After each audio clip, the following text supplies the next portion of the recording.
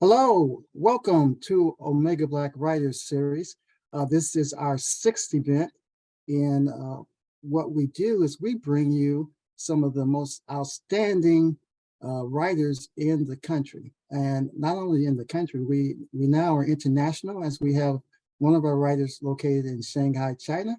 The purpose of this event is to give our individual writers exposure to you, the viewing public, and to have them tell you their stories of how their books were started, edited, printed, and being promoted. We know there are others out there that have a story to tell and have always thought, I'd like to write a book, and I don't really know where to start. After this evening, you will know how to get that book written. We also want to encourage people to read. We think it's important that people are active readers, and we want to give you some outstanding literature to read by bringing you some dynamic and very professional writers that we're going to present tonight. But also we have presented 22 other writers in previous webinars. Those webinars are available on YouTube under Omega Black Writers on YouTube. You can go back and watch all those particular previous events. This event will also be posted on YouTube. We will go about an hour with a Q&A with our writers, and we do encourage you to post any not pictures, but any questions you have in the chat. And we have allocated up to 30 minutes after our Q&A with our writers, after our presentation by our writers, to answer any and all questions. So feel free to post those questions and we will get to each of those. My name is Jerry Holliday. I am a proud member of the Kappa Xi chapter of Omega Sci-Fi located in Las Vegas, Nevada. Each of our writers is from a different area. Well, actually, one of our writers is also from Vegas, but we have writers from California and Texas joining us this evening, and they will start the program with introducing themselves, telling you the name of their book, and giving you a little information on their book. So let's get started. And Lincoln Butler, please tell us that information. Thank you, Brother Holliday. Good evening. I am Lincoln Butler Sr. Before I begin my presentation, I would like to recognize the following for their continued assistance and support of my book. Our Grand Counselor, Brother Clement Osimither, Omega Psi Phi Fraternity, our 9th District Representative, Brother Harold Bailey, all members of the Theta Alpha chapter in Dallas, and a special shout out to our outstanding bosses of Theta Alpha chapter, Brother Gaylord Gray. Let me start by sharing a few things with you about myself and then about my career. Then I'll talk a little bit about my book. I am a retired school educator. I served 34 full-time years as a teacher and principal, and I truly loved my work. During that time that I was working, I had the opportunity to teach elementary, middle, and high school students. I also had the privilege of serving as principal at the elementary, middle, and high school levels. After my retirement, guys, I realized that I still had a little more work left in me, so I got me a part-time job and I started working as a teacher advisor in a teacher alternative certification program. My plan was to do that maybe for a couple of years, but before I knew it, 16 more years had passed. So I ended up working 34 full-time years and 16 part-time years in education. Now, apparently, during my career, someone must have thought that I was doing a pretty good job. I was named Teacher of the Year, Principal of the Year, Elementary Educator of the Year, Citizen of the Year by the Omega Psi Phi Fraternity Theta Alpha chapter, and then I was also inducted into the African American Educators Hall of Fame. As a result of that induction, my photo and bio now hang in the African American Museum in Dallas, Texas. Now, about my book. The title of my book is My Journey. This is a story that deals with overcoming adversity and achieving against the odds. Guys, I stumbled upon this title because I initially had considered several other titles while I was writing my story, but nothing was really quite working for me. So after I completed writing the story, I decided to read back over the manuscript from cover to cover. And when I finished reading it, the first thing that came to my mind was, wow, this has been a journey. And a light came on in my head. That's it. That's the title of my book, My Journey, because that is exactly what my life has been, a journey. In his book, Making Their Mark, Dr. Israel Tribble Jr. says, where one begins does not have to determine where one ends up. Your origins and background do not limit your potential. Now, if you don't remember anything else I say this evening, I want you to hang on to this because this is the theme that permeates throughout my book. In other words, where you start out in life, regardless of what you're going through, and you're going to go through some stuff, but where you start out in life, it's not as important as where you end up. I'm a living witness. In my book, I discuss my humble beginnings, and I share with the readers many of the disappointments, setbacks, and health issues that I faced along my journey. Things that could have easily caused me to just throw up my hands and give up, but I refused to quit. I was determined to see it through. And as a result of not giving up, I enjoyed a very successful career as an educator. So, ladies and gentlemen, when you read my book, prepare to be educated, entertained, and inspired. Welcome to my journey. Thank you. Thank you, Lincoln Butler. And now we'd like to have our next writer give us his name, the name of his book, and talk a bit about his book. Charles Clark, please get that information for us. Thank you, Jerry, and thank you everyone for allowing me to be on your fabulous show. My book is entitled Secret Soldier. It's part of the My Brother Shield collection. It's available on Amazon.com, BarnesandNoble.com, Walmart.com, and in the stores of Walmart. My Brother Shield Secret Soldier is the sequel to the first book, My Brother Shield. Now, I'm going to tell you a little bit about myself. And I say this, success has been intentional, struggles were inevitable, but my faith has always been essential to everything I do. My journey in law enforcement began in 1995 as a Cleveland police officer. Shortly after that, I ventured on to state law enforcement and became an undercover agent for Ohio Department of Public Safety. It was at that time I was permanently assigned to the United States Secret Service Organized Crime Task Force. My duties at that time were to investigate criminal organizations who use counterfeit funds for different ventures to improve their organized crime events. Now, shortly after that, not shortly after, but later after that, I became the assistant director of Las Vegas Community Correction Center, which is an entity of the Federal Bureau of Prisons. And from all this time of working undercover, it was that I took those special events and put together the book I spoke to you about before, Secret Soldier, of the My Brother Shield collection. Thank you, Jerry. Okay, thank you, Charles. And finally, we'd like to present Dr. DuBoise, Teddy McMillan. Thank you, Brother Holiday. It's a privilege and honor to be here with my brothers of Omega Psi Phi fraternity, authors, writers, bringing our stories to life. I used to call myself a little nappy-haired boy from Compton, California. I'm going to still call myself that, even though I don't have the nappy hair, may have a nappy beard. Spent 30 years in education. I'm in my 31st year right now in education. I've been a teacher, an instructional technology specialist, and a school administrator. And one of the things that inspired me as a youth growing up in Compton, California was writing.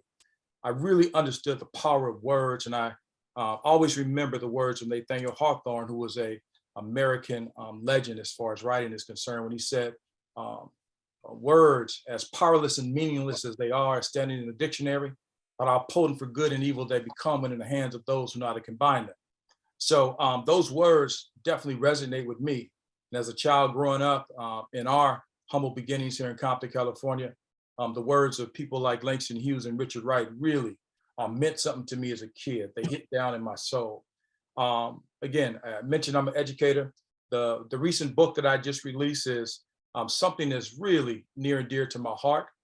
This book is an attempt to get us to understand better the system of racism so we can calibrate its definition, understand how it operates in our world, with the whole goal of us having a common understanding and common consciousness so we can deconstruct this system.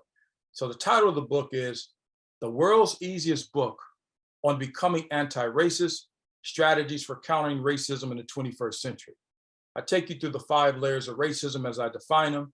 I give you some personal experiences that I've had over the course of my life and how racism has impacted my life personally and those around me, and with the whole idea of having people to reflect on how those systems may have affected them so that we can collectively begin to look at this system, calibrate the definition of the system so we can deconstruct the system of racism, so we can have a system that is about justice at its core, so we can appreciate all people from all walks of life. So I'm glad to be here tonight, and thank you again for this opportunity. And hopefully we can impart some information to our audience, and hopefully we'll learn a little bit about you also. Okay, and Dr. McMillan, we're going to stay with you. I'm going to give you an opportunity to expound a bit on those inspirations, those events that you mentioned. Tell us what are some of those stories you can share that provided you the inspiration to write this book. And let me also let the audience know, is this your 3rd or your 4th book?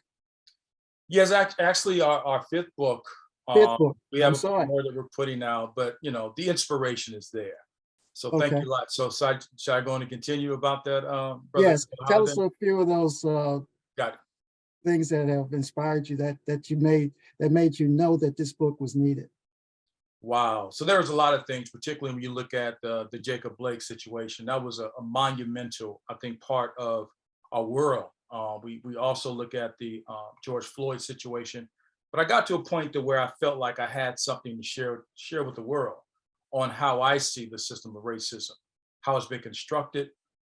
So in this particular book, what I do is divide racism in 5 categories.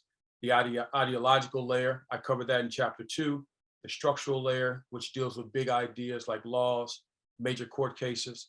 Then the institutions that are influenced by that belief in those structures. And then we get down to the cultural layer. And then finally, in the last chapter, we look at the independent layer of racism.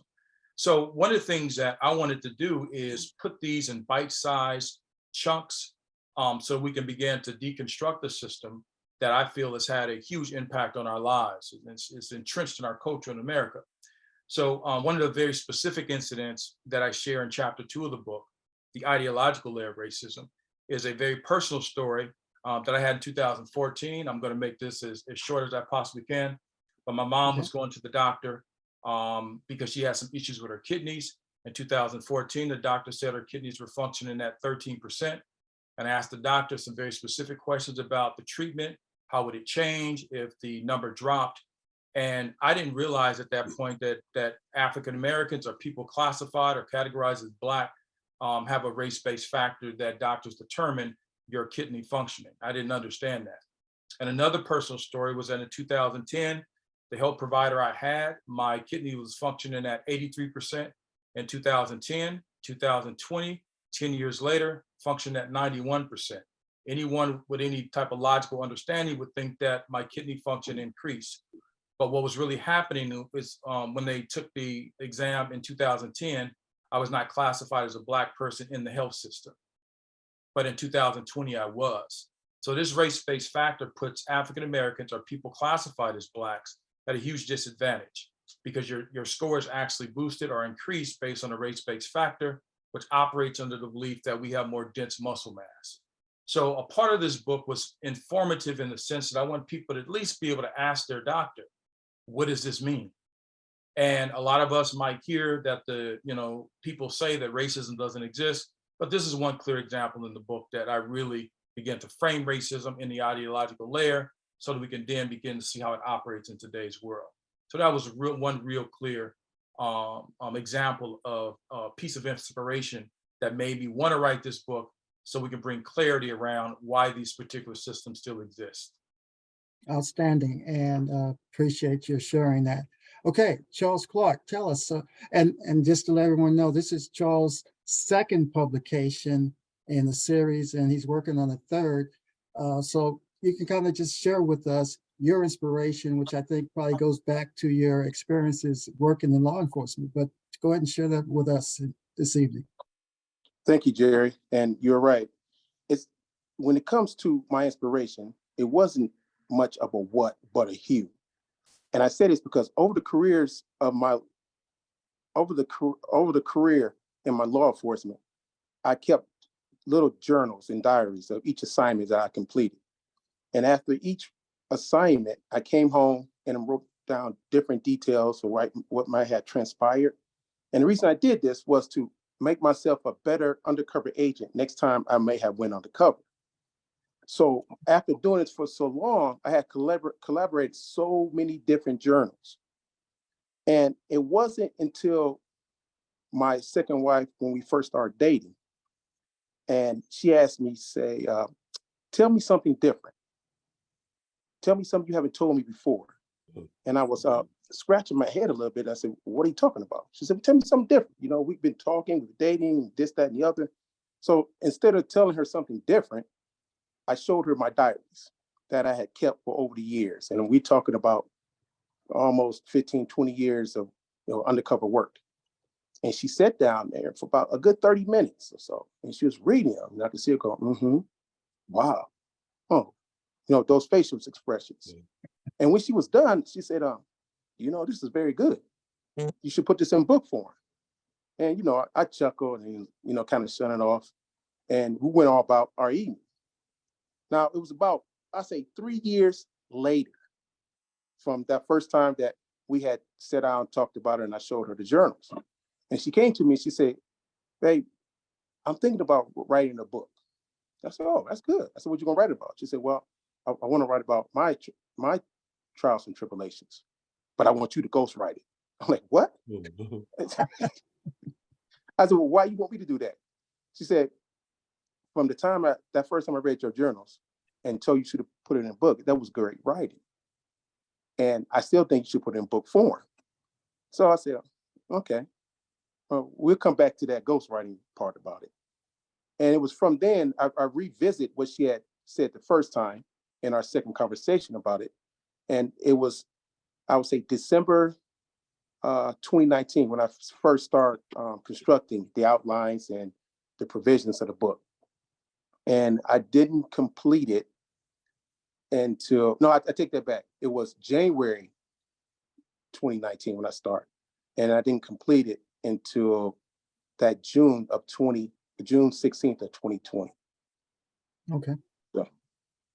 All right, thank you. And I guess you have a lot of gratitude and thankfulness to your wife who put you on the road here. Yeah. And I'm sure she reminds you of that every other day. Yeah, love is grand. Okay, let's go on. Lincoln Butler, please tell us about your inspiration for writing your book. Yes, thank you, Brother Holiday. There were 3 major factors that inspired and motivated me to write my book: my mother, my 3 sons, and my good friend, Dr. Elmore Toomer. First with my mom. The year before Mom passed, and she passed in 1990, I started thinking about all the things that I had never really asked her before about her life and what things were like when she was young and growing up. And so on one of my trips back home to visit her, I took my video camera with me. And during my flight back home, I jotted down all the questions that I could think of that I wanted her to answer for me. And when I got home, I set my camera up on a tripod. And I then had Mama to sit down on the couch with me. And I said, all right, Mama, I'm going to conduct my Barbara Walters style interview with you. And she knew what that meant. I told Mama up front, I said, there are no right or wrong answers to the questions, just your responses about the things regarding your life. And Mama sat there and she answered all of my questions, and basically nothing was off limit. Now, since her death, I now, guys, cherish every little document of hers that I can get my hands on, especially that video recording. There I get to see her as she was in all of her glory and hear her beautiful voice. This video is priceless now to our family. I encourage everyone to do likewise. If your parents are still with you, I would encourage you to do likewise with them. Secondly, my children. As I thought about how much my mother's documents mean to me now, I started thinking about my own children. I thought to myself, what do they really know about me? Basically, yes, they know me as a good husband, a good father, pretty good teacher, a pretty good principal, but they really don't know much about my struggles, the sacrifices that I made, the health issues that I had to overcome, because these were conversations that we just really never had. So I started thinking seriously about telling my story in a book, not for publication, mind you, but just to leave as part of my legacy and hoping that at some point it would inspire them.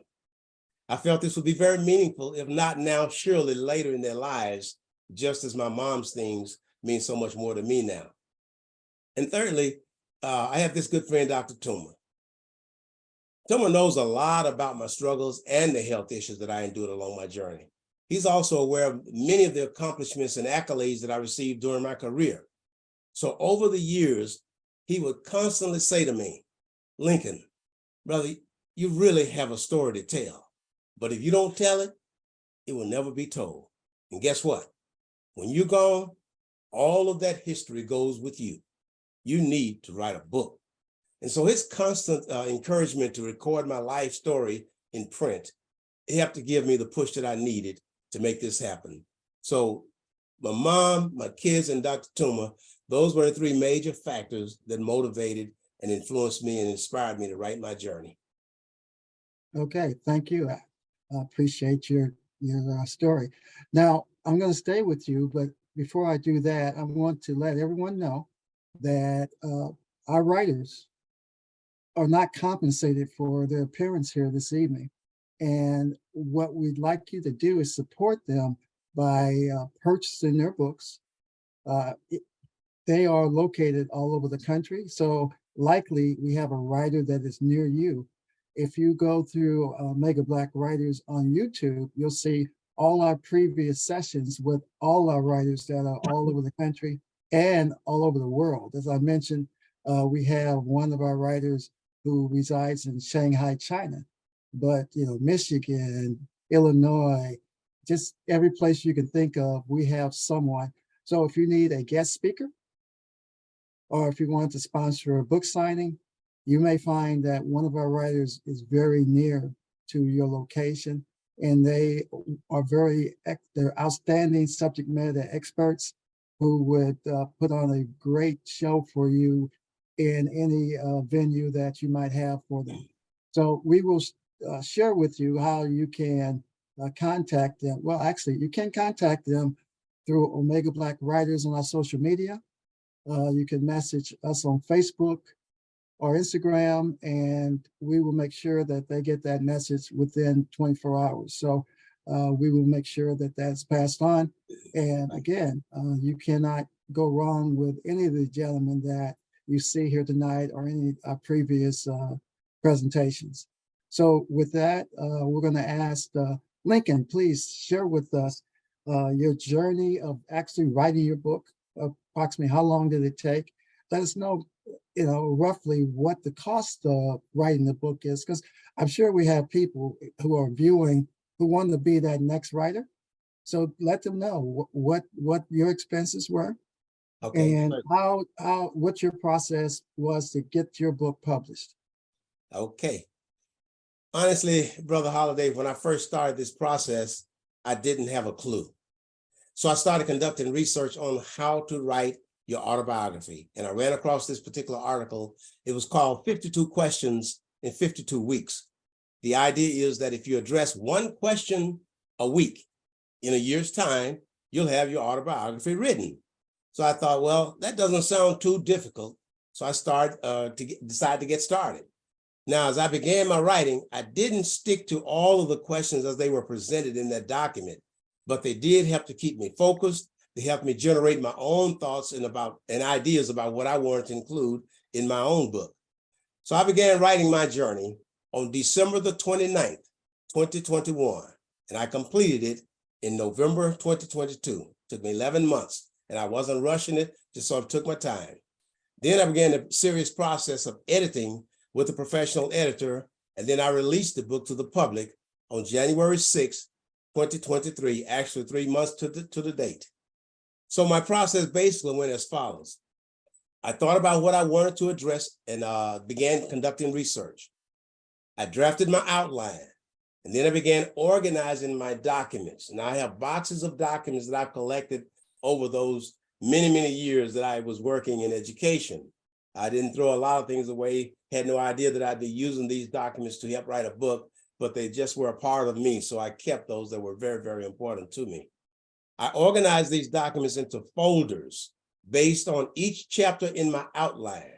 And this required quite a bit of patience and a lot of time, because as I just said, I have these boxes. And so I couldn't just go through boxes and just dump stuff out and so forth. I actually had to go through them very meticulously, because I'm looking for specific things that will go with this particular chapter. Whatever I found that I knew I could probably use, I would put it in the folder that was related to the chapter. And I went on like that through the boxes. I also organized my files on my computer to coincide with my outline. That way, while I was working on the computer, if I ran across certain pictures, because I do have pictures in my book, and I may as well say that now. I had no idea, but I counted the other day. I have roughly around 100 or more pictures in my book. But I would go through the computer, and when I'd find pictures or documents or files that I knew I could use on a particular chapter, I would drop it in that particular file on the computer and let it sit there until I needed it. So after I started writing, everything flowed pretty easily, because most of what I needed at that point, they were either in one of the folders or in the files on my computer. And also, as I said initially, when I wrote this book, I was not writing it for publication. And so therefore I did not feel a lot of pressure or stress. And I'll explain that probably a little later in this presentation this evening. So that was the process that I used to write the book. You asked me to mention the cost. It cost me $1,500 to publish my book. That included the publisher, the graphic designer, and the editor. The publisher charged me $750, and he used his own graphic designer to design the cover and everything on my book. But that person was paid out of the $750 that he got. And then the editor, really, the price was about 3 times what I ended up paying her. But she said with her relationship with the publisher and the fact that after she started looking at that book and saw his excitement about it, she wanted to see the book published. So she worked with me and gave me really way less than half of what she normally would charge. So she charged me $750. So the total for getting it published and edited, etc., was $1,500. Now, I've been out a few bucks here and there for marketing, etc., but that goes with territory. But again, $1,500 was my base cost. Okay, outstanding. Thank you. So, Charles Clark, tell us about your journey of actually writing your book and how you got it published. This being your second book, tell us if there were any things you changed in that process from the time you published your first book, or was everything status quo? Basically, you had an excellent first experience, so you just stayed with that. So go ahead and share that with us, Charles. Well, thank you, Jerry, again. I would say the first step of any process is the inspiration, which we talked about before. And with that inspiration, and as I talked about the journals that I scribed, I selected 10 journals from my assignments. And from those 10 journals, I used them as an outline for the book and chapters that were written within the book. After each chapter, I would then edit what I've written. And upon converting all the 10 journals together, I would then read the book and then edit again. Now, after that, I would send it off. Well, I had an editor that, not an editor, but a publisher that I went through. And the process of me selecting a publisher was going off recommendations and referrals. And I selected this one publisher from the referral of my relative. The publishing company is Triumph Press. They had great reviews and good things that I wanted to work with. And one of the outcomes of my books that I'm writing is to take it to a movie and make it into a movie. So with Triumph Press, not only do they publish books, their other part of the wheelhouse is taking the book and making it into a movie. Now, when I first sent my draft to the publisher, she read it, and about a month later, she got back to me, and she says, "This is great. What you want to do with it?" And I said, "Well, what do you mean?" She said, "It can go two ways. You could make it a script, make it a movie, or you can just go with a book." I never being a script writer, and plus being the first author, I said, let's keep it in book form, and then we'll go from there. And she said, okay. So she edited it, and then she sent it back to me. And once she sent it back to me, I then let my wife take a look at it. And she went through it, plus I had some other relatives and close friends look at it. And then from their revisions, I then sent it back in for the final editing and publishing before it goes to print. That process took me from writing into first submitting it to the publisher, about a year's process. From January 2019 until January 2020, of the 22nd day of my birthday is when I submitted it. And from the process of the editing, print, and put into paper and hardback, it was finally published on June 16th of 2020. Now, since then, into my second book, I really haven't changed much. The only thing I did press more on is having a better editing process. So me and my publisher talked about that, and that's about the only thing I did change. And from that is where we produce, again, Secret Soldier from the My Brother Shields collection.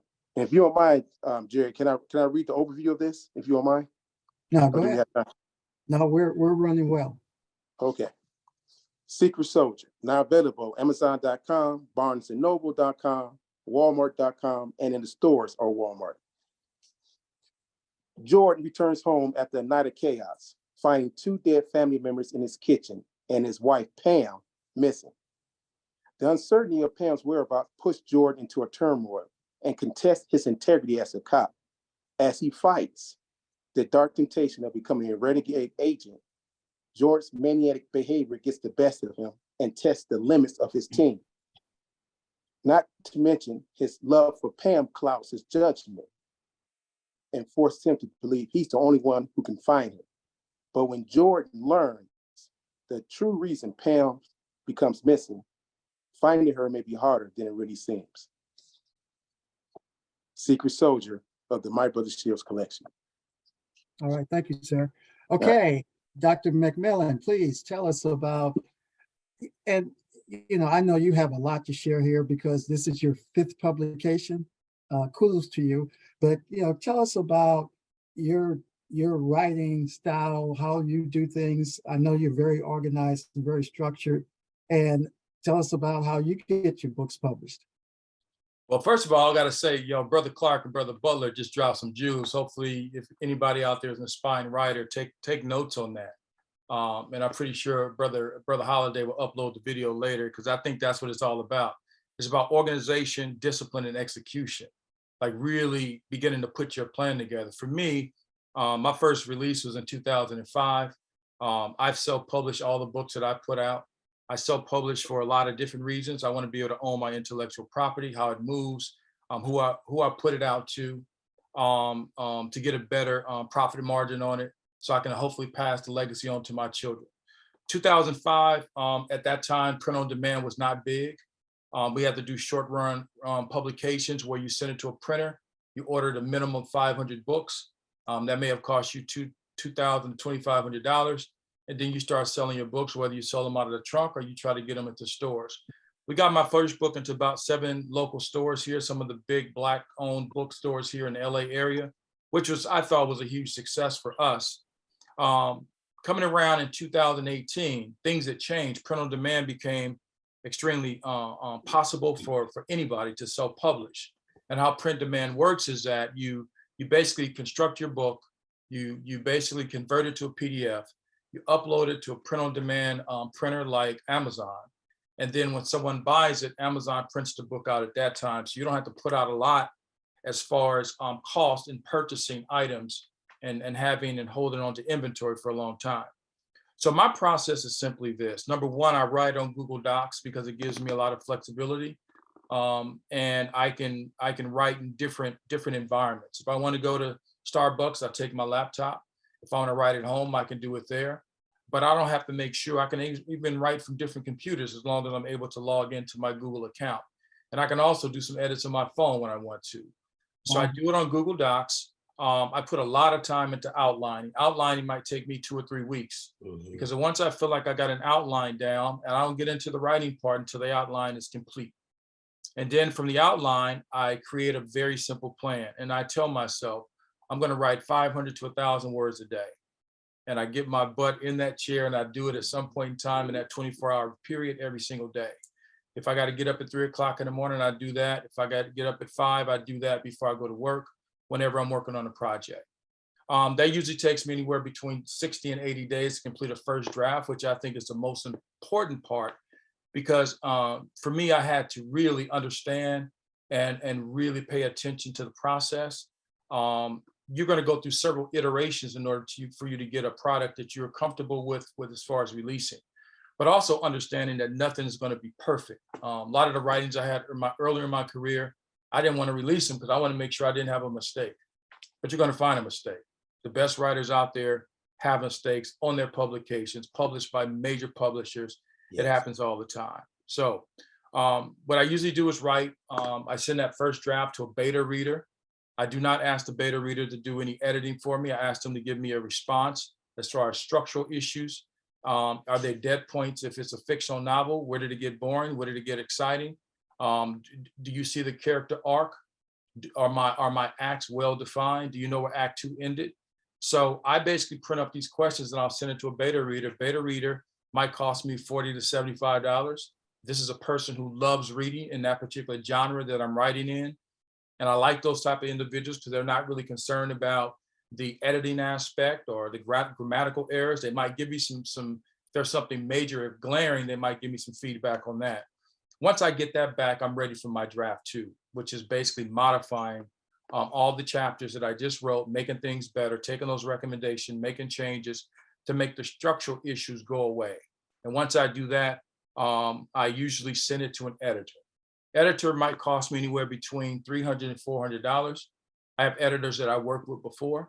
If it's a particular genre, because I do write fiction and I also write nonfiction. If it's a fictional mystery, I know who to send it to because I worked with a certain editor before and this person is good and I trust that individual. If it's nonfiction, I send it to another person. And once I get the feedback from them, my process really starts to kick into place. I then take everything from Google Docs and I put it into Adobe InDesign. I control that entire process, the layout, how it's formatted, the fonts.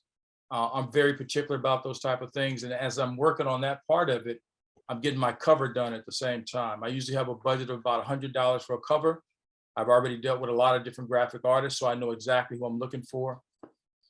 So once I get all of that in InDesign, I export it as a PDF, and then I upload it to KDP Amazon, who I use exclusively for basically distributing my books.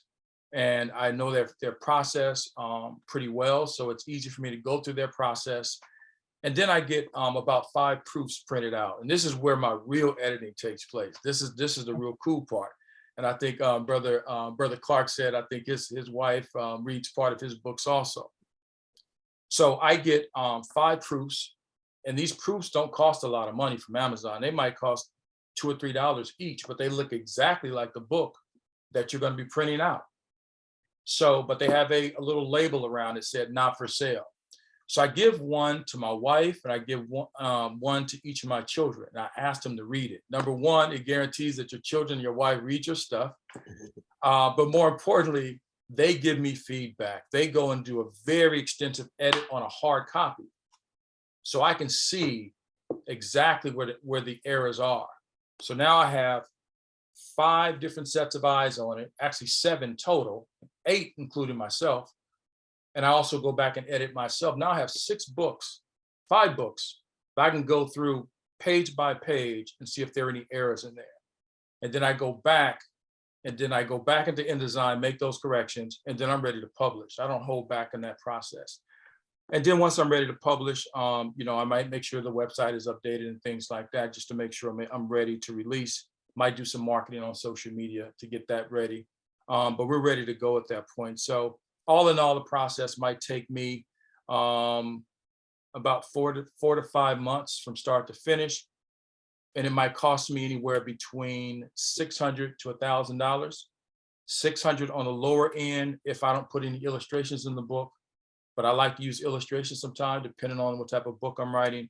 And I have a graphic artist that I use for that will do those illustrations for me. So that's essentially my process.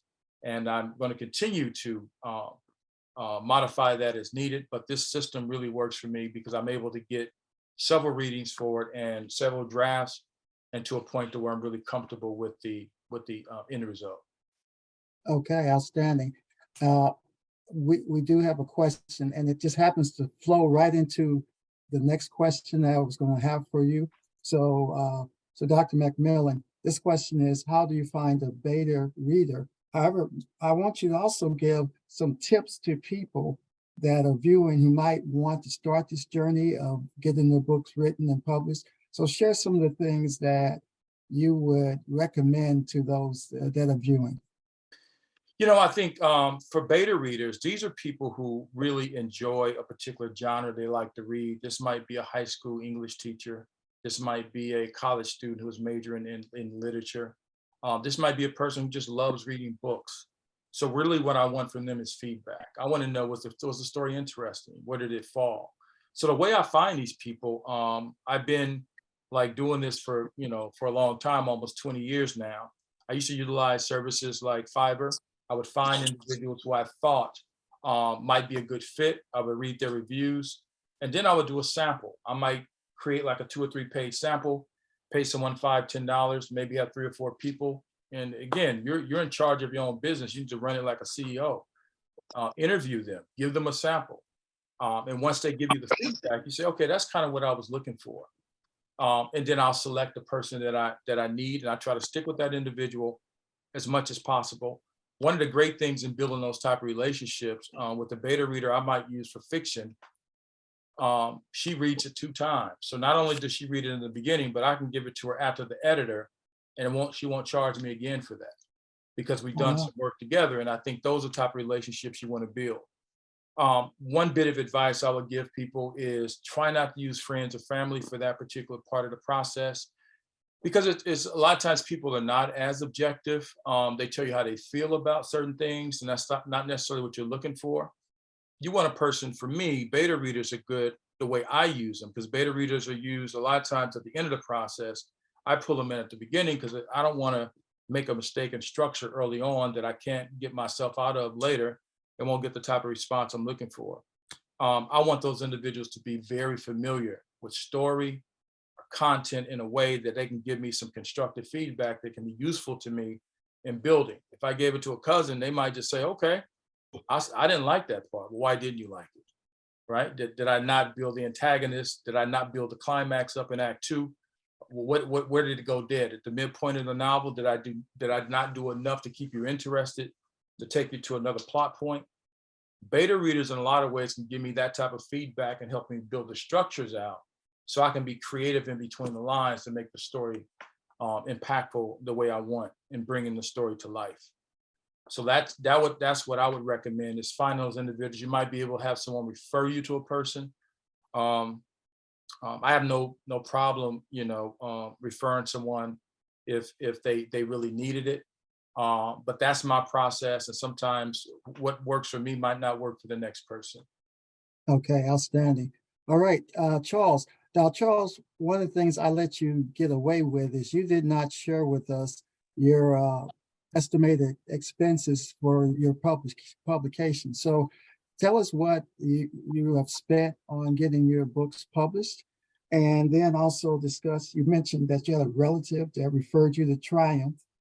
but I guess if there's some other story behind getting to a publisher and getting published, and any other tips that you might have based on your experience of having 2 books that are currently on the market.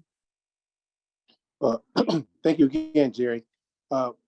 Most of my expense was covered by the publishing company. The Okay. other expenses that I incurred was mainly the marketing part, and that was anywhere, I say probably about $1,200 as far as marketing, getting my books out there. And one thing I didn't share about my first book is that I would purchase books myself and then go out and sell them, in addition to them being marketed on Amazon or any other platform that readers and book lovers could get them. In addition to that, I also bought little spots on Facebook. I did put my book in the local nonprofit art gallery here in Vegas, which is established at Meadows Mall, and it's Okay. for local artists. And then when I went to talk to the director of the art gallery, she said, well, I said, I know I'm not an artist. She said, what do you mean? She said, you're a writer. You're presenting art in that form. And I didn't look at it like that. And I said, well, yeah, you got a point. So I put my book there, and I donated my time to help out in the store and transition of my book being placed there for sale. And that was another way of doing that. So not only did I actually pay for marketing, I also donated my time in certain areas to get my book out there by word of mouth or be in different venues. As far as selecting the publisher, yes, I did get a good referral, but before talking to my relative, I have talked to different other authors before me who have been out there for a while, and they presented to me several different publishing companies.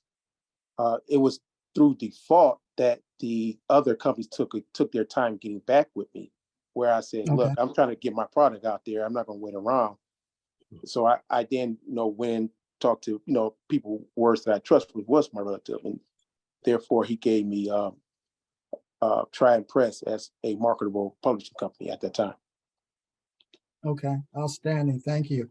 And Mr. Lincoln Butler, please tell us about your journey. You mentioned that you kind of had people passing your book around and they reached out to you, but tell us about that process and some of the things you've learned that you think would be valuable to the people watching that want to start down this journey. Okay. As I previously stated, it was not my intent to publish my book.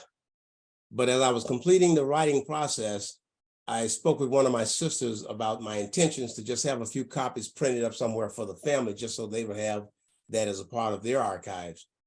And that's when she informed me that she and her husband have this friend who's a publisher. And she said, Lincoln, would you please speak with him before you do anything with your book? And I agreed, even though I still was not planning on publishing, but I said, yes, I'll talk to him. So she had him call me.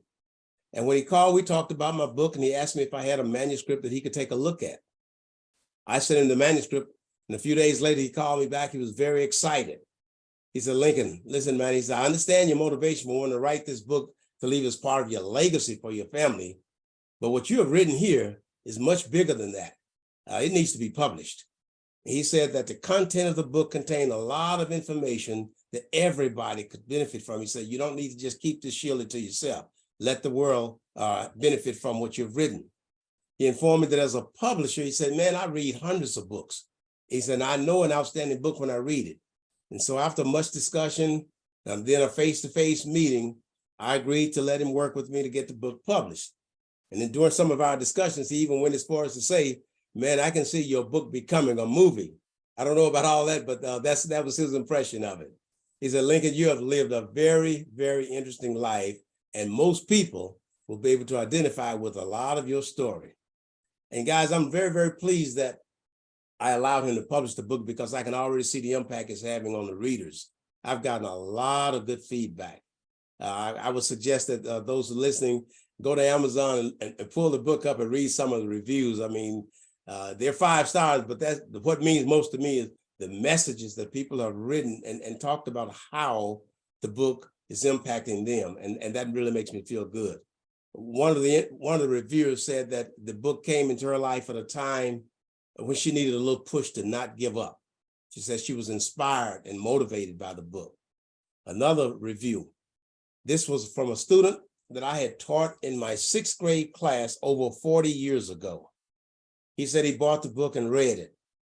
And he said he actually cried. He said because he read the book and he said it reminded him of all the things that had happened way back when they were little kids. And he said, I knew at that time, and we all knew the impact you as the teacher had on all of us. He said, but when I read your book and realized that we too had an impact on your life, he said, it brought tears to his eyes. And those kids really did have a tremendous impact on my life. And after getting feedback like this, Brother Holiday, I realized that this is a book that needed to be published. And that's pretty much what I'll say on that.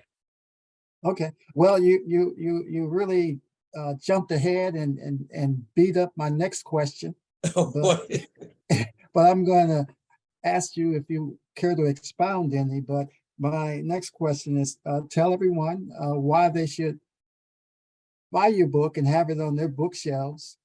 And the other part was tell them where they can purchase your book, which you covered. But do you have any additional information that you want to share? Okay, yes, I would. First, let me just say where it can be purchased. My book may be purchased at Amazon.com. It is in paperback and ebook form.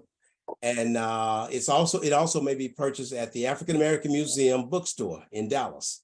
I'm currently working on, I will be working on getting it in other outlets such as Walmart and Barnes and Nobles, etc.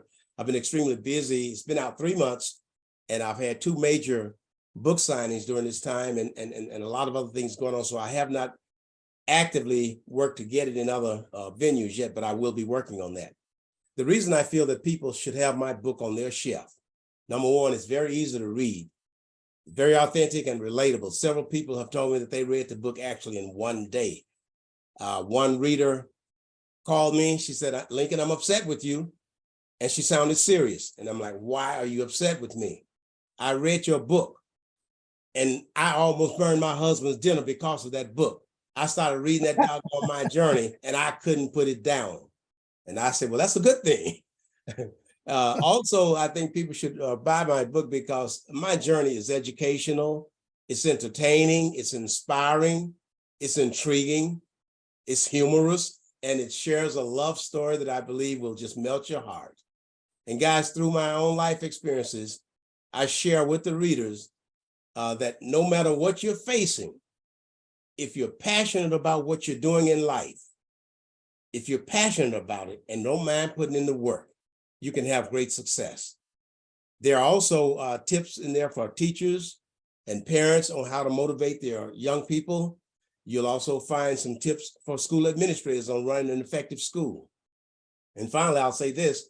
I also emphasize in the book the value of goal setting and working hard to attain those goals. And I think that's how I achieved a lot of the things in life that I achieved was because I set goals and I worked hard, didn't give up and didn't back down.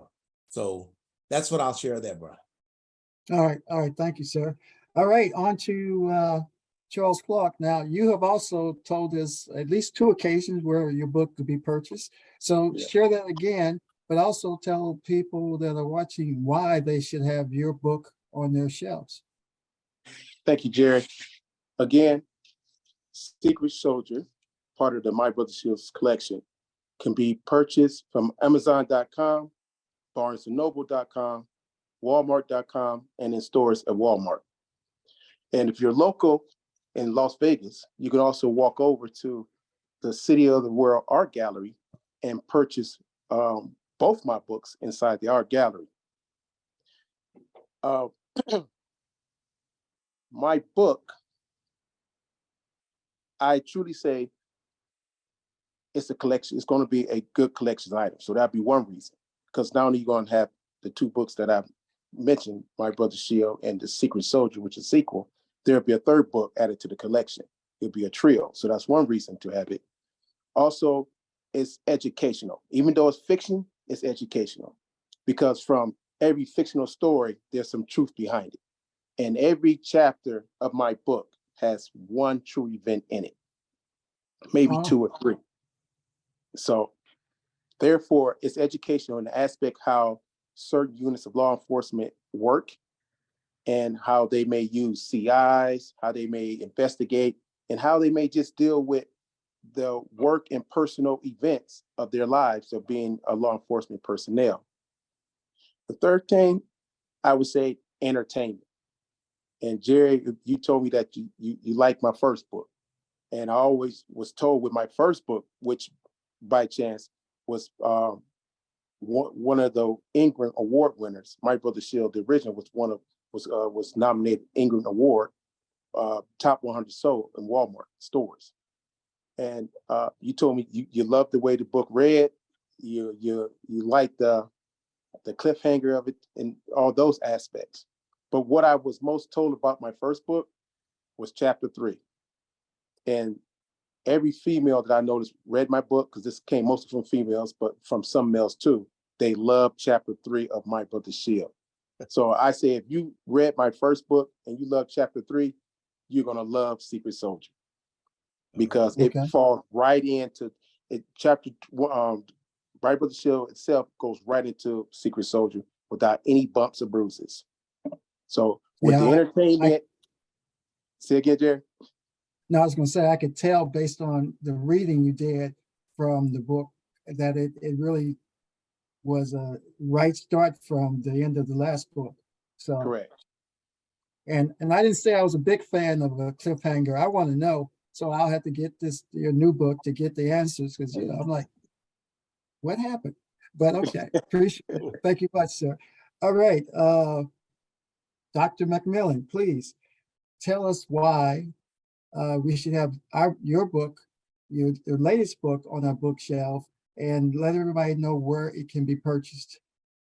Well, thanks a lot for that. I'm going to say these words from Crazy Horse, right? Crazy Horse died in 1877. He said, "I see a time in 7 generations where all the colors of mankind will gather under the sacred tree of life, and the whole earth will be one circle again." Now, a generation is considered 25 years. If we take 1877 and we put ourselves 150 years forward, we're in the 2020s. So you should buy this book because it gives us a really good perspective on what racism is. Racism was created, right? There's no biological evidence that we differ based on the color of our skin. Dr. Dorothy Roberts said, race is a political system, right? With invented biological demarcations. And that's how people are sorted. Theodore Allen said that race is a ruling class social formation created by the ruling class. So race, there is really no evidence that we differ, right? There's no intellectual difference between people based on skin color. This book will help us be able to calibrate what a true definition of racism is as we see it, and that's how we experience it here in the world, in today's world. My whole premise for this whole writing this book is to get us to have better understanding so that we can deconstruct this system, because this system brings a lot of harm to humanity. And we see the damage that it's caused over centuries since it was invented and I'm talking about the color-coded brand of racism that was invented in early colonial history in the Virginia and Maryland colony. We see events in 1676, the Nathaniel Bacon Rebellion. And we see how after that rebellion, where Black laborers and white laborers got together and revolted and caused a lot of havoc in Virginia, we see these specific laws passed right after that really restricted the movement of African people. So we see this begin to be constructed in a very sophisticated way, and we still feel the remnants of that in 2023. My book can be purchased on Amazon.com exclusively. You can go to my website, www.teddymcmillan.com. I do have links to the website. I think everybody should have this book. And I wrote the book. It's written in a way that anybody can understand it. I give you illustrations for visual learners. I give you examples. I have you begin to think about how this might be reflected somehow in your own personal life, and how you might think about the steps you need to take and bring about constructive change in the world. So I think this is a book that everybody needs to have on their bookshelf. I think we should be able to introduce this to our children at a certain point. It's written at a point where kids can understand it. But ultimately, what the whole idea is that we need to create a world built on equity and fairness for all people, regardless of where they come from, what they look like, how they talk, what they worship, things like that. So that's why I think everyone should have a copy of this book. Oh, outstanding. And we will close out on that, but we won't end yet. We do have some questions. I will go over that here in just a second. But in the way of our PSA, again, none of the writers this evening, nor any of the writers that have participated in the 5 other events that we've had have been compensated. We would ask that you support them again by purchasing their books. I know one gentleman that has purchased every book for every workshop, and we do appreciate that. But if you could simply purchase their book, even as a gift, what's coming up, Father's Day, Mother's Day, something interesting to read by one of our outstanding writers would be an excellent gift. So please consider that. Again, they are available to travel for book signings and speaking engagements. And as you can see, they're all subject matter experts, so they would be ideal if you need a speaker for an event. With that, I do want to acknowledge some people and thank others. First of all, I want to acknowledge the Kappa Xi chapter in Las Vegas for their support of this event, and our bossless, Dr. Andre Denson, who is a supporter and usually in attendance. Thank you very much, Doc. We also thank your predecessor, Jamon Kearney, who was in office when we first pitched this idea to the chapter. And I thank him for his time and ability to see the vision, even though I doubt that he's ever seen one, but you could hopefully pass on that we spoke of him. I do want to also acknowledge the 12th District of Omega Psi Phi, and specifically the district representative, Kwame Dow. He has been a supporter since the start of this event, and he has allowed us to promote the event throughout the district. Every time we have an event, he has allowed us to send it to all the just under or right at 2,000 members. So we do appreciate him for that. And I also want to acknowledge George Taylor. He is one of our fraternity members, but he is a powerhouse running our fatherhood initiative and mentoring newsletter, which is national. And he was able to highlight us on the publication that just came out on Monday. So we do appreciate that. And I would be remiss and probably in the dark if I didn't thank our IT team, Donovan Bell, who is the IT director for the IT committee for the 12th District, and another gentleman on this committee, Allison Reed. We thank you, we appreciate you. And again, I don't have a clue. So y'all keep us running. So with that, wait, I noticed, I've been looking through the audience. I want to say hello to Kim Williams. Hi, Kim. I think Kim has been with us, if not every event we've had, almost all of them. So Kim, I really appreciate your ongoing support of this event. And I know I see some other familiar names that I know have come, but I just recognize Kim.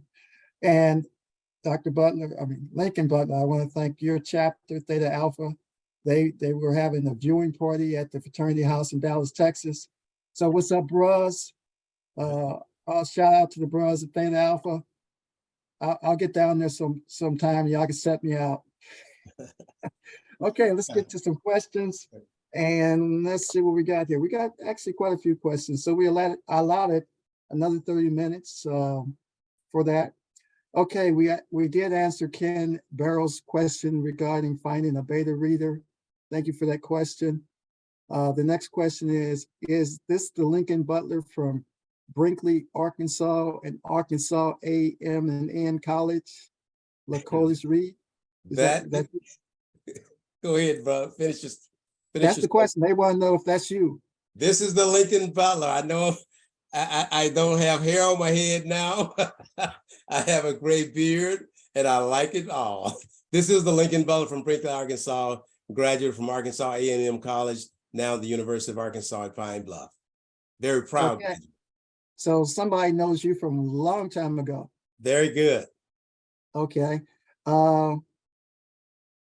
Here's a question from Rose Greer, and I'm going to direct this to you, Dr. McMillan, because I think it's for you. Would you please share your fictional editor and illustrator's information? So Brother Holiday, if you could, if that person can send me, I can give that person my email. One of the things I do is, it, depending on what type of illustration they need, I can refer a specific type of graphic artist. Also Okay. for the fictional editor, a lot of that depends on the genre. So Okay. you might, if you're like the person I Will work with, you can put your email in the chat. okay, I'll do that. Okay. All right. So Rose Greer, Dr. McMillan is going to put his email in the chat, so you'll be able to email him directly for that information. Okay, for Brother Clark, is the name of your publisher called Triumph or Trident? The name of the publishing company is Triumph Press. TRINT Press. Okay, outstanding. All right, and we have a question from someone we know, Dr. Andre Denson, as a matter of fact. Are your books, and I guess this is for everybody, are your books available as an online book, Kindle, for example, question mark? I can take that if for me. Well, that's for everybody. Okay. Go ahead and answer. Yeah, my book is available for on Kindle, ebooks. The only thing it's not available for is audio, which I'm working on getting that done, because every time a publication comes out, some readers ask me, is in an audio form, because some of my readers, they do travel and they'd rather listen than read. So that's the next task I'm working on, to get it transformed to audio. But yes, again, it is on Kindle. Okay, outstanding. Lincoln Butler, is your book on? Okay, go ahead. Yes, my book is on Amazon.com, paperback and ebook, and you can get it on your Kindle as well. Okay, so you guys are all high tech. Okay, Dr. McMillan, how about yourself? No, this particular book is not on an ebook format. Some of the other ones are. It's a lot of workbook type of content in there to be able to really begin to think about and put it down on paper. So I decided not to put this in ebook format. Okay, all right, very good. But how about your earlier publications? Yes, they are. They're in ebook format. Okay, all right. We have a question from Patty Bates Ballard. Let's see. Dr. McMillan, what kind of racism do you see in the Tennessee vote to expel 2 young African-American representatives and not the white representatives? I mean, that's a pretty complicated question, but my argument is that the only group on this planet that has the cumulative power to use racism to dehumanize and discriminate against other people are those people who've been classified, socially constructed, and legally defined as white. So the kind of racism specifically in this case, I would probably think it's institutional and a combination of cultural racism, but all this is being informed by ideology. So that would be my initial response. Okay. All right, very good. Bear with me. We have, yeah, I heard about that, and that's just terrible. Okay. We have a question from hopefully one of our upcoming writers who will be participating with us, Bishop Johnny Young out of Southern California. he's asking each of you to repeat the title of your books, your name, and where to purchase. So let's start with Lincoln. Let's go have you do that for Bishop Young. Yes. First of all, my name is Lincoln Butler Sr. The title of my book is My Journey, subtitle, an inspiring and intriguing autobiography that deals with overcoming adversity and achieving against the odds. Basically, you can just go to Amazon, put in My Journey by Lincoln Butler Sr., and it'll pop right up. Outstanding, outstanding. Charles Clark, same question. Thank you, Jerry. My name is Charles Clark. My pseudonym is Link, and my first books are under that pseudonym, Link, L-I-N-K.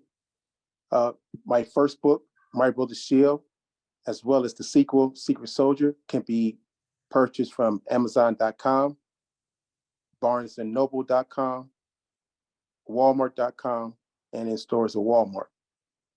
And for those who are locally here in Las Vegas, the Clark County Library also has my first book electronically in their district. Okay, great. Okay, Dr. McMillan, same thing. Dr. DuBoise, Teddy McMillan. I write under anything academic or nonfiction. I write under that, my official name, Dr. DuBoise, Teddy McMillan. The name of this book is The World's Easiest Book on Becoming Anti-Racist, Strategies for Countering Racism in the 21st Century. This is the latest book. This book is sold on Amazon.com. If you were to go there and type in DuBoise Teddy McMillan or Teddy McMillan, you'll be able to see this book come up. Anything I write in fiction, I write it under my nickname, which is Teddy McMillan. So that's it as far as the books that I put out. Again, you can go to teddymcmillan.com, or you can go to Amazon and do a search of my name or the title of the book. Okay. Holiday, I'd like to show the cover of my book, if I may.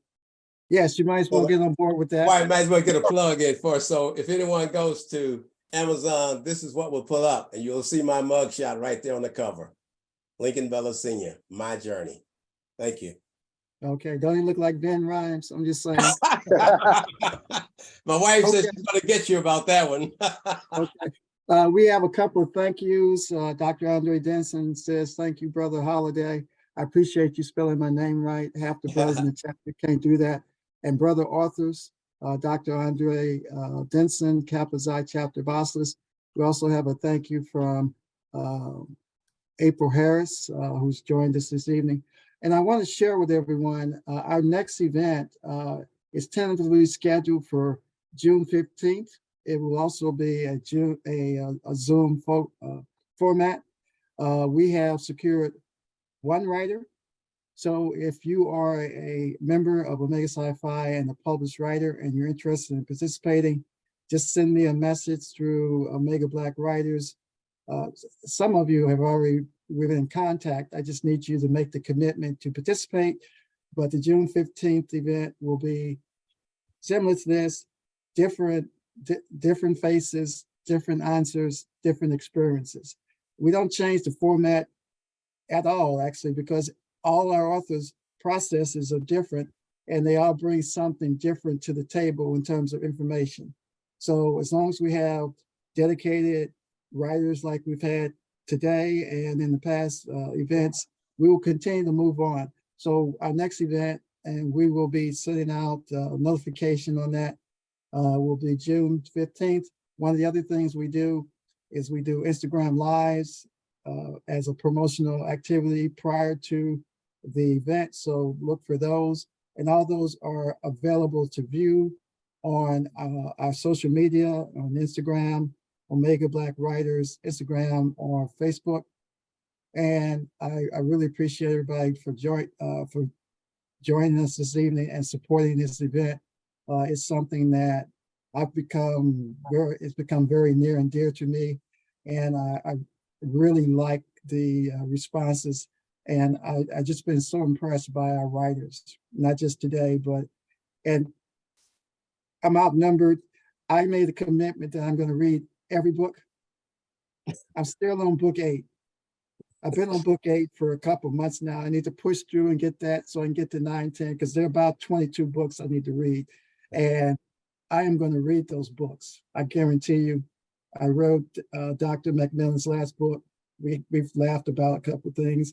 I've read Charles Clark's first book. We had some discussions, and I'm looking forward to reading my journey, Lincoln Butler. Yes. Oh, as just to let you know, if you attended tonight and you registered in advance, you'll get a list of all the names, and we will do a random drawing and mail out copies of the different writers' books that they donated out of their own, at their own expense, and we will be mailing those. We've mailed out probably about 60 books across the country. So just look, watch your mailbox. And if you did not give us a address, but have a phone number, I will call you. So if you get a call from 702, don't ignore me. And if you get an email from an AOL address with somebody asking for your address, it's me asking so I can mail you your book. Okay, with that, what time is it? Actually, we still have some time. If there are any, is there anyone else that has any other questions? Let me check the chat real quick. And does anyone have anything else they'd like to add as we close out? Lincoln, anything that you'd like to share before we close out?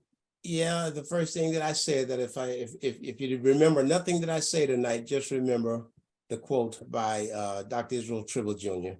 Where one begins does not have to determine where one ends up.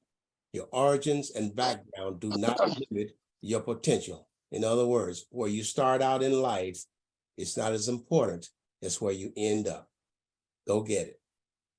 Outstanding. Okay, Charles Clark, how would you like to close us out this evening?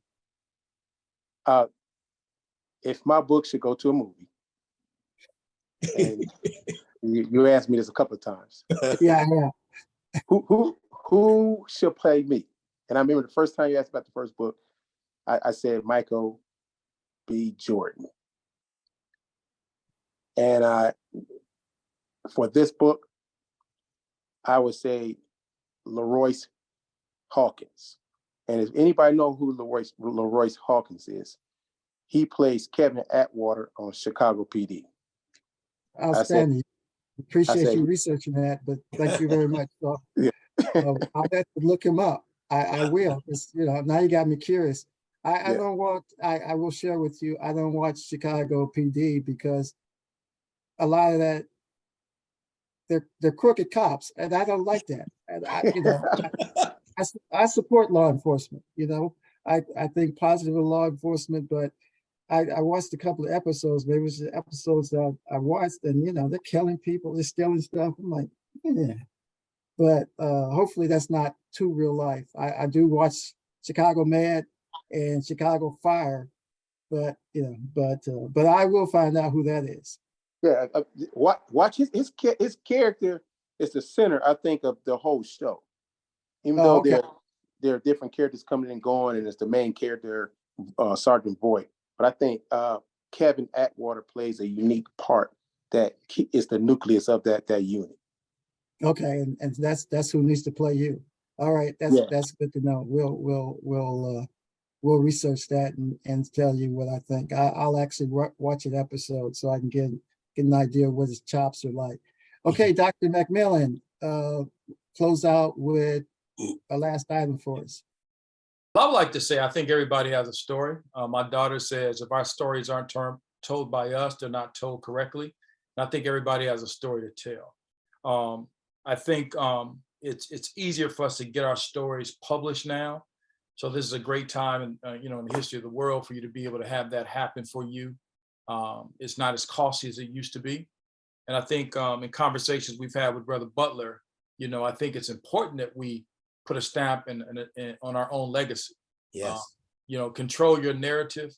If not, it's going to be limited to that obituary page or some insurance policy. right. But we can put flavor into who we are and let the world know that we've been here, right? Right. So we can not only leave a physical footprint, but we can leave a literary footprint so that the world can always know who we are. So I think that's going back to the quote from Nathaniel Hawthorne, words as meaningless and powerless as they are, standing in the dictionary, but as potent for good and evil, they become when in the hands of those who know how to combine them. There's a lot of people out there to help you, like, get through the process of cultivating your writing. Don't be shy. Don't be afraid. Accept the criticism as constructive. And you don't have to be the best writer. But as you heard, we all talked about process. We talked about organization. As long as I can stick to my program, I'm going to deliver it. It doesn't take long, but it does take a daily commitment to make this happen. Yes. So this is inspiring to hear my brothers talk about their journeys. It makes me think about my journey. And it just also, again, makes me realize how beautiful it is for us to dwell together in unity. All right. As brothers of Omega Psi Phi fraternity. For those of you who are listening, you can understand that, we feel like we're still carrying the torch. We've had some great brothers come before us. We're carrying the torch in some way and hopefully influence and impact in the next generation. There are a couple of brothers from my chapter, Phi Lambda, who just published their books, and they called me and asked for advice. And that's what this whole thing is about. It's not about getting new customers or people to buy our books. It's about being able to share with you guys and inspire you to reach above what we might be able to see or feel in our daily walk. And I'm going to recite the words of Marcus Garvey the Great when he says, God and nature first made you who you are, and out of your own creative genius, you make yourself who you want to be. Follow always that great law, that the sky and God be your limit and eternity your measurement. Guys, let's go right. Let's continue to do what we're doing. If I leave this earth tomorrow, I got my literary footprint on the world. Yes. And I think everybody out there has that same opportunity. So let's work, let's make it happen, stay empowered, stay inspired. I'm inspired, brothers, man. I'm proud of y'all. Continue to work. I'm gonna read y'all books. Brother Holiday, you do a tremendous job, man, in facilitating this. Brother Bell, the whole Kappa Psi chapter, you guys have done a phenomenal job. I think anyone out there who's still on, tap in with us as much as you can. Your being here is our validation that somebody's listening. Yes. Sometimes if somebody is listening, we might need one or two people to listen to us, and we know our work has been done. So thank you, guys. I'm eternally indebted to you, and I know that this is going to impact somebody's life. Well, Outstanding. Thank you.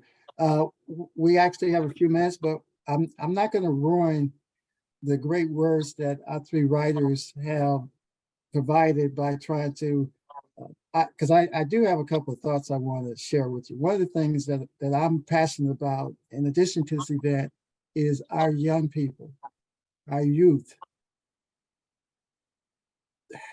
For lack of a better word, they are struggling. They are in trouble.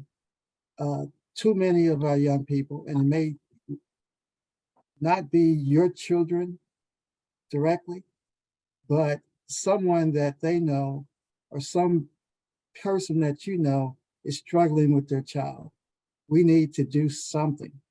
I'm going to ask everyone to look at an opportunity to reach out to a child in the next couple of weeks and do something for somebody else's child that is in need of help, that's in need of direction.